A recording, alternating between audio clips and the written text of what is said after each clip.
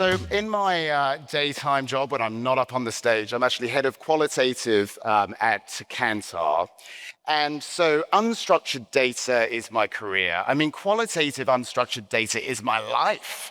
So when it comes to AI, personally as a practitioner, I'm really feeling the benefits of the partnership that we have established at Kantar with Microsoft. So we're going to be really delving into that and really looking at how that relationship is ultimately having a significant impact on clients like Reckitt. So you're not here to hear from me, you're here to hear from these great people. So let's jump into it. Now, when I said qualitative unstructured data, I did hear some of you sweating. Don't worry, we've got numbers. We've got numbers for those who are numerate natives. So let's have a look at those. So one of the things that we've just done recently is we've run a study with lead marketeers and capability leaders globally. It was a really deep piece of insight work. And it was really focused on looking at the key challenges and best practices when it comes to those individuals leading businesses to fully leverage the potential of generative AI and its implications for capability building. And I think, as you can see on the screen here, there is a bit of a disparity, right? So there's a clear understanding of the future of AI, the potential impact of AI. 9 out of 10 folks really see the power. I'm not sure what the 1 out of 10 is thinking, but hopefully they'll get on the bus pretty soon. But then only half are really feeling that they're able to truly harness generative AI in the best way possible.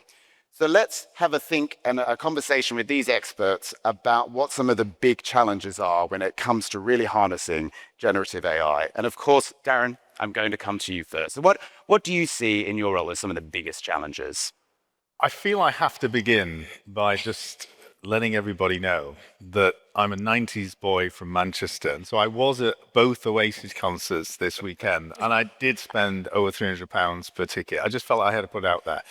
Back to the topic. I think what's most interesting is, I'm 30 years in technology transformation, and I think this AI era, it's very different. It's not a technology transformation per se. It's not something that you just ask the CIO to deliver to you. Mm-hmm. It's very much a business process transformation, and it requires, just like at Kantar, CEO, board level, line of business, functional leadership to drive it forward. Because fundamentally what this is it's taking a set of historic analog processes and it's remapping them to a digital AI-centric world. And you can't really do that in isolation in IT. It has to be done at the core of the business. And so that ability to see the opportunity and to lean into it is actually a real cultural change for an organization, to be on the front end of driving the transformation in the function that you are. So culture really, really matters. And certainly what we've seen at Kantar is a CEO and a board and an executive that leans in across every aspect of the business to bring that to life, and then enables the workforce with the skills to make it happen. Because in the same way in the Industrial Revolution, when we built the red brick factory and we filled it with the machines to build textiles, we had to skill that workforce so they could use it. And it's the same now in this AI world. We can build the data center, we can fill it with the GPUs that power that, but actually it's the skills and the people that build upon it and take it forward that really matters. And of course, the CIO has a role in data, making sure it's not fragmented, making sure there's a trust in the data that we build these solutions on. But that's the biggest change here. It's to not look away from the office of technology and look towards the core business and say, you have to drive this forward. Really, really interesting. And so, Elaine, given you're at the forefront on the client side here, and I'm sure a lot of people in the audience will be very interested to hear how you are beginning to embed AI within your organization. Does this notion of it really being about, the core of the business culture and skills, does that resonate with you and what you're experiencing at Reckitt? Oh, it definitely does. But maybe if I could just have an interactive moment right now, because I'm not British. But just could I get a show of hands for, in this room, if you believe that you're using Gen AI in some shape or form right now for your work? So I'm going to go with 100%. Yep. And could I have a show of hands? How many of you feel that using GenAI for your work has formed some kind of value creation across your enterprise for increased revenue or profitability? Somewhat fewer. And I think this is it's kind of the crux of it, isn't it? And so a recent study by MIT actually found that 5% of all Gen AI pilots create any kind of value or profitability across an enterprise. So there's no shortage of ambition right now in doing pilots, which is amazing. I think it's great that we are leaning in on it. But the challenge is actually around deployment and scaling of the pilots. How do you get ROI and how do you measure that? And I think that is something that, at least in Reckitt, I think we feel sort of humbly confident that we're part of that 5%, because right from the outset, when we started off on the pilots, we always were working towards the idea that this is something that we're going to scale, something that we're going to embed, and something that we measure very carefully. And starting with that end in mind, I think has been one of the things that's enabled us to overcome this challenge that the industry is facing now. Really interesting. And Elaine, we're going to come back to some of the great work that you are doing in more detail shortly. But beforehand, I just want to come to you, Marie, because obviously you've been really very much in a driving seat position. You're running a business here in the UK for Kantar. You're working with the Microsoft team, but also advising clients and helping clients to embed new capabilities. What are you seeing as the biggest challenges for our clients and even for yourself in running a business in this ever-changing world and AI landscape? Yeah, I mean, I think I'm going to talk about data for a bit, because obviously carrying the Kantar badge, why wouldn't I? But I think some of the biggest challenges are through data, tech, and then I think there's a human side, which is about imagination and experimentation. And I think, with a business like Kantar, there was an expectation from our clients to, be there at the forefront and be there early. But I think to the point that Elaine talks about, there's also an expectation and a need from our clients, because a lot of our clients are international and global, that we're going to be able to do that at scale. It's not about a single category in a single market. It is really about a path to scale in the future to help, global brands and international clients. But I think the key thing, the challenge is, and I think a lot of people have learnt that, if you've been doing any pilots yourself, the fundamental is the data. If it's not, if your human data isn't spot on, isn't high quality, you're building a house of cards. So that's sort of the challenge, is knowing what data you've got, knowing how to access it, knowing how to fuse it together.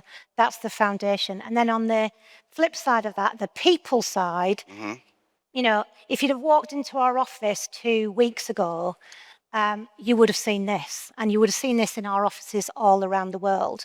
And that's about inspiring your teams and this change in the workforce to go on the journey and adopt the tools and shape them into their use cases and what they do every day for clients. And so I think that's really important as well, is, how you fire up people's imagination and their willingness to experiment, learn and adopt, because otherwise we'll stay back at the 5% and we really need to accelerate to the 100%. That's where we're going. And I'm proud to say, actually, if you look at our Copilot usage of all of Microsoft partners, we're one of the highest at over 80%, and our mastery, also our frequency, is going up as well. Amazing. So, yeah, for me, there's the excitement of the tools and the capabilities, but it's in the hands of the people that the change is created. In the hands of the people. Okay, very good. So people just really being at the core of driving change, and that starts with the culture of the business, right? And really embedding that. So, Darren, I'll come back to you, because obviously you're in a really amazing position, because you're seeing how various companies are embedding AI, whether it comes to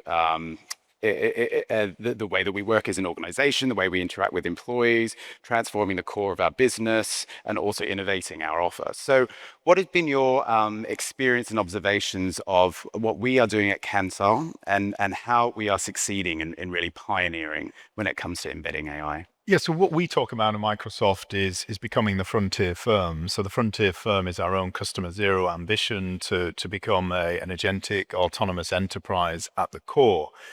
And, Kantar absolutely on that journey as well. The kind of focus and the direction and the top-down leadership, and then the way that it's showing up in the context of these three pillars. So, you just talked about there the Copilot usage. So engaging and enabling employees is pretty important. Everyone needs to reskill in the context of how you interact in an AI world, how you stop searching and how you start interacting. From an agentic perspective, how you start outsourcing tasks to agents rather than doing the admin and the mundane yourself. These are really important principles that drive individual productivity, but then they build out team productivity as you start scaling the use of agents in the business. So that employee focus is really, really important. So it's great to hear that 80% stat and rising, because that's big impact. And we actually did a study across 12 government departments recently, and they did it independently and came back and said that on average they were finding that they saved 29 minutes per day because of the productivity involved with removing the admin to one side. And that's remarkable. In NHS, that's translating to 3 extra appointments a day that a physician is able to do. And so great example there of the path of actually that Kantar exceeding. I think secondly, the kind of core of a business is the core business processes, many of them legacy for businesses that have been around for a long time. And Kantar, you're taking each of those business processes, all the major line items across the P&L, and you're looking at them and saying, how do I reinvent this for an AI-centric and agentic world? And that's really important. One of those is obviously customer engagement. How do I build loyalty and build connection with my customer base? How do I make sure I'm inventing for them for the future? And you see it in the third, which is effectively what that is saying is, how do I bend the curve of innovation? And you think about some of the work that you're doing around reinventing that customer tooling. You just couldn't do that in a pre-gen AI world. You couldn't build that at that speed and at that level of sophistication. And so when you take that employee experience, the customer engagement, the refactoring business processes, and then bending the curve of innovation, these are the 4 legs of the stool that show us that Kantar is becoming a frontier firm in respect to AI. Amazing. Thank you, sir. And it's this whole notion of AI native. And Marie, I mean, let's talk about Kantar and our journey to this AI native world, right? So we're looking at these different work streams that are very much underway. But we were talking earlier, and you were saying it hasn't just started now. This is a journey that we've been on for a while. Yeah, I mean, I think that's right. We've been experimenting and scaling with AI, things like Link AI, for quite a long time, and partnering, with Elaine and her team on that to really, make a difference to the creative process. I think, Elaine, you sort of wanted to come in here a little bit about that. Sure, no problem. Because I think in the world of Gen AI, I forget that there was actually AI before that. Yeah, exactly. And we've been partnering a lot with Kantar for a number of years already. Actually, starting with Link AI and the ability at that stage that Link AI gave us to really systematize and scale up the amount of testing that we were doing. And we talk about moving from pre-testing to speaking about creative quality and how can we get better at that. And I think, going from just a few tests a year, that's on our digital assets, when you had to do it the old way with the briefs and so on, and when you systematize it, where things go from our studios and go straight through the Link AI system, we're going from a few to hundreds, if I dare say thousands, right? In which case then, it then allows you to also create meta-analyses. We make data that we can then also then feed into other systems of measurement, such as our marketing mix modeling, to also achieve a creative ROI number. And this is just making us better, I think much better at driving not just creative quality, but also how we measure, right, the ROI of this creative, so that we're much more accountable around what we're doing in that area. Yeah, and I think, as we've heard this morning, right, that your proliferation of your media channels, your touch points, investment is moving. You think for years and years, when I was a marketer in the 90s, your media laydown would be the same, sort of very similar year to year. And now it's hardly similar, for a half year to a half year because of the choices that you need to make. And so I think having that finger on the pulse about, is your creative performing? Is it performing in the channels? Are you getting that payback for your investment is super, super important. And that's just sort of part of the story. It's a big part of the story, but I think, that capitalizing on the value of data, what we've done with Reckitt is we've allowed them to bring the outside in of Kantar with the inside out of their own data and their own performance metrics. So let's hear a bit more about that, actually, because we have you here, Elaine. We're really interested to hear about how you're bringing AI into the business to really reinvent marketing at Reckitt. Yeah, so we've been on this journey for the last maybe 18, 24 months in our bid to actually look at AI and reinventing how we do marketing within the organization.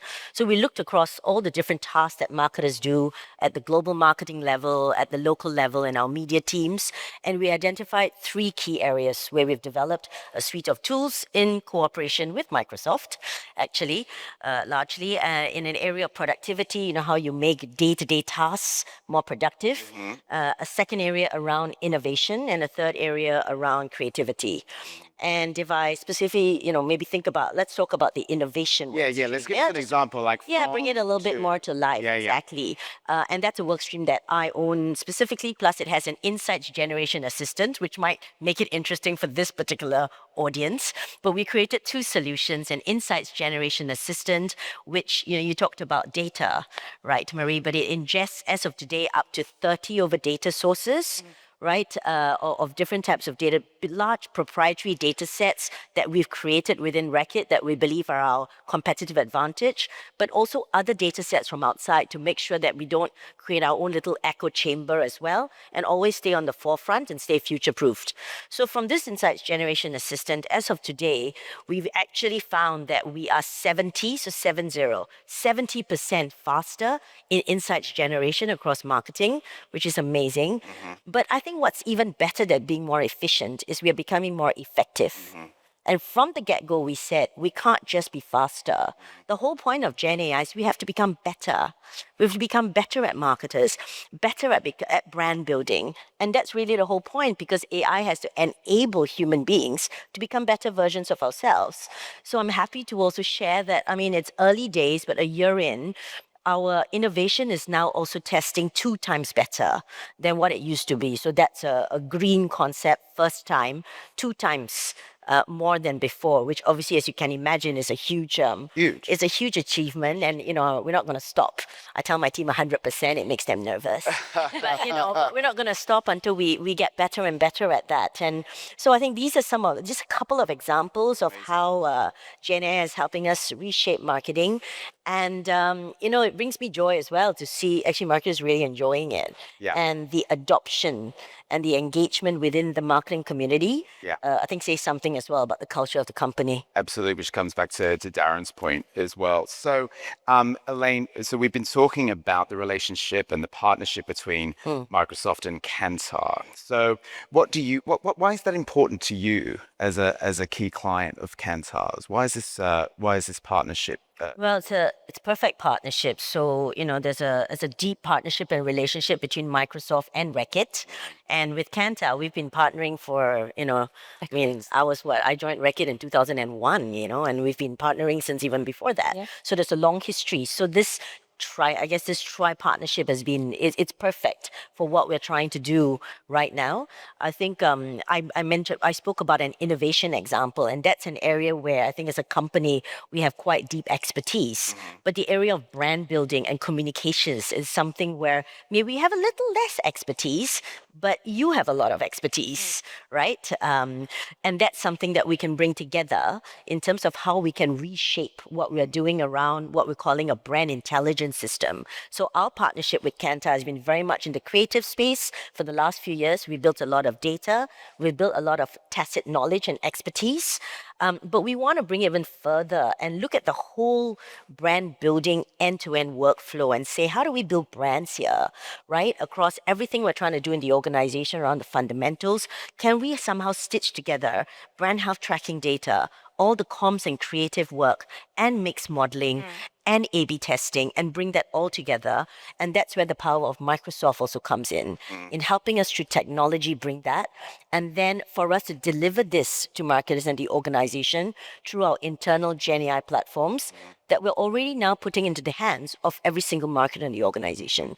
So the whole idea is try to create this amplification effect through this partnership. I mean, and can you believe it? I mean, thinking if we were sat here 3 years ago, could you believe that we'd be getting to this point? I mean, it's super exciting. And I guess, we could probably talk for a long time about all of the things that we're up to here. But I guess what it'd be really good to sort of think about, what is it about the partnership across the three businesses that's really exciting? What's the promise here? Where are we going next, and what should we all be really excited about? Darren, I'll come to you first. Look, I think I'm proud to sit next to two organizations that are on the path to becoming frontier firms. Look, 2 weeks ago, I was in this hall. The first time it was used post renovation, actually, Right. with the announcements of the big investments in UK AI. You might have seen that on the news. There was a certain president that joined us.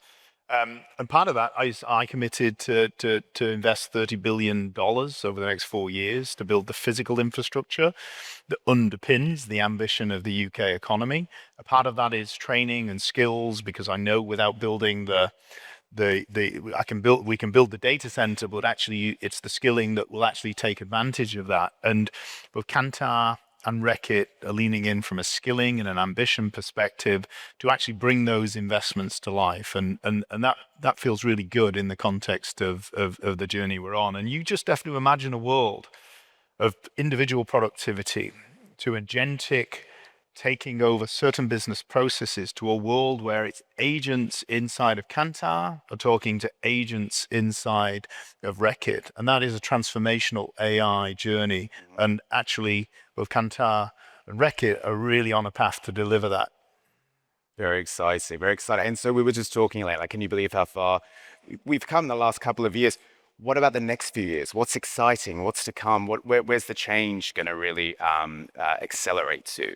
Yeah, what's I think exciting for me and with this partnership is how we supercharge what we've already built. So we've gotten somewhere. Yes, we're at 70%. Yes, we're at 2 times, but it's not good enough. How do you actually get to the next level? And I think that's what this partnership is going to do. Yes, we have the different data sources, but you have other ones as well. We've spoken about this. You have your Kaya tools. Well, there's so much the agents that you've developed. How do we come together to create an even greater amplification effect? And personally, what I am particularly excited about is, I've been in industry for 27 years in the world of market research, insights, and analytics. And my biggest ambition and dream and hope has always been that every single business decision in a company will start from insight. And finally, through AI, I might finally get this. Finally. Dreams come true. Exactly. Dreams do come true in market research. Very good, Elaine. That's amazing. So, Marie, I guess from your perspective, then, in closing, because I know we're getting to time. What do you see as the real exciting promise of this partnership? And I guess for all the people in this room to be aware of in terms of what we're doing at Kantar to really help our clients grow with the power of AI. Yeah, I mean, I think there's a couple of things really for me. I think one, with AI, just because you can doesn't mean you should. And I think the rudder on the choices that we're making as Kantar in partnering, with Reckitt and with Microsoft is still driven by that helping our clients shape their brands for the future and become better, more meaningful in consumers' lives. And so the fact that we've got things like the blueprint and it's baked into when we create an AI assistant, when we create Kaya, I think that's tremendous. And we can't sit here today and see where that's going to play out, but the intention behind that is to make better and better marketeers, right?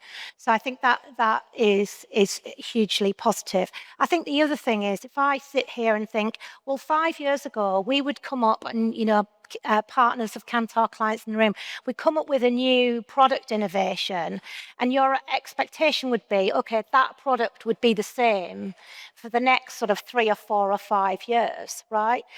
And what's built into the partnership is this constant evolution.